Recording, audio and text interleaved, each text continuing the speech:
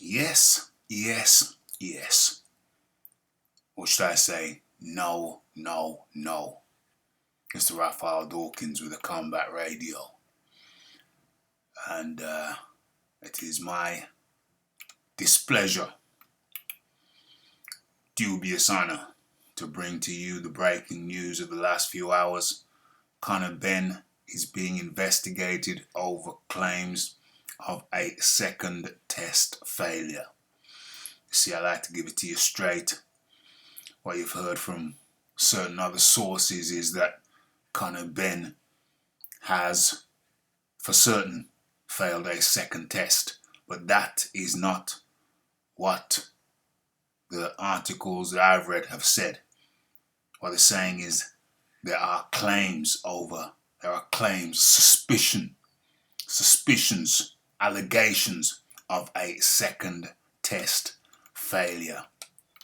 And so I'm telling it to you as it's written, not for clickbait, just giving it to you straight. Okay, so as we know, Conor has certainly failed a test. The claim is that he may have failed a second test. It was originally reported, the Daily Mail of the first paper who reported the failure of the first test. And now there's allegations of a failure of a second test. Okay, so when did the news broke last week, of course. We know that prior to the scheduled fight with Christopher Eubank Jr. After the story was broken and quickly began to circulate, the British Boxing Board of Control issued an official statement where they announced the removal of their sanctioning of the bout. Okay, so let's get to the pertinent points here. The Daily Mail, okay, this is a very pertinent point. The Daily Mail did not reveal the date of the claimed second test fail. So that was not revealed. The date of the second test failure was not revealed. But notes that the substance is once again clomiphene, better known as Clomid. So there's an allegation that there's 2 test failures for clomiphene, better known as Clomid. Okay. Clomiphene was created as a fertility aid for women, but male athletes have used the drug to boost their testosterone, which in turn created a ban for the substance in all mainstream sports. There's talk that it's used as a masking agent, but I'm not really seeing much evidence for that. It seems like it's a substance in and of its own right. But as I've discussed on the live show, Boxing Talk with Rafi, the original wrap-up show, don't settle for cheap imitations, friends. As I discussed on that, it has it is detectable for 4 months after use. So I don't know why anybody be using that as a masking agent when it's in the system for longer than some other more potent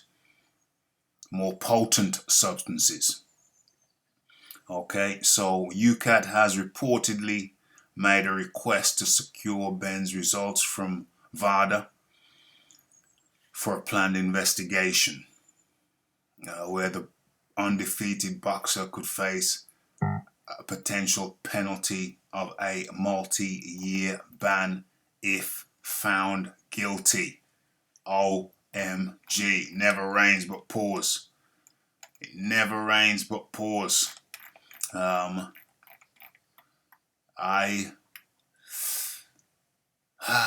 it's a tough one. It's a tough one because Conor Benn was looking like such a great prospect. He was one of the most, unquestionably one of the most exciting prospects in boxing, and and to see this saga unfold is most displeasing, because if these allegations are true, then we've lost one of the most exciting young boxers on the scene.